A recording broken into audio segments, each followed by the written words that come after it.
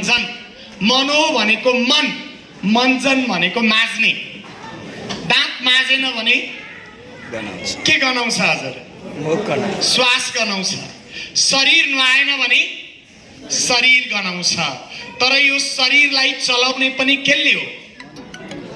आवाज आएन, मनले। अब मन माझेन भने के हुन्छ हजुर?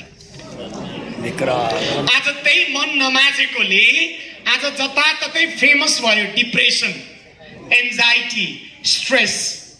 यही मन नमाज्नुको परिणामहरू हो। अहिले यहाँ मैले माथिबाट अघि हेरिराखेका थिएँ, डिप्रेसन, एन्जाइटी यहाँ उपस्थित हुनुभएको हजुरहरूमा नि अलिअलि देखिरहेछ।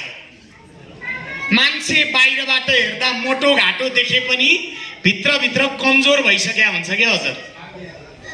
बाहिरबाट हेर्दा चिटिक्क देखिन्छ मान्छे, तर भित्रभित्र खिटिक्क भएर मरिरहेको हुन्छ। बाहिरबाट हेर्दा साधु जस्तो, तर स्वभाव चाहिँ भित्रभित्र डाकुको जस्तो हुन्छ।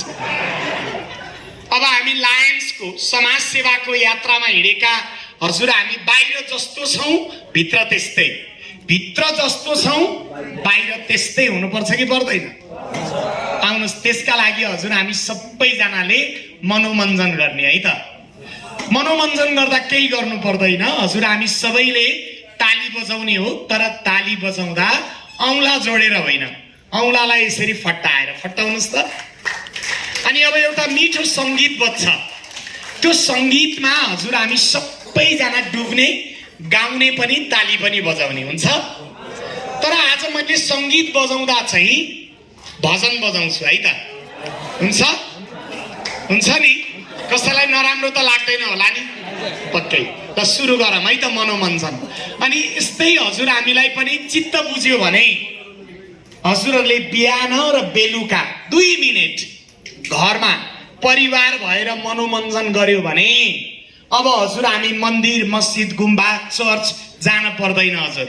तपाईँ हामी बस्ने घर नै मन्दिर बन्छ, मस्जिद बन्छ, गुम्बा बन्छ। हुन्छ? मन्दिर कालीगढले बनाएको ढुङ्गालाई समेत पुजेर भगवान देख्ने हजुर हामी, के होइन? कोही जान्छन् काबा काशी, कोही चारै धाम, कोही जान्छन् काबा काशी, कोही चारै धाम। अलग निरञ्जन घरभित्रै छन्, बाहिर के को काम?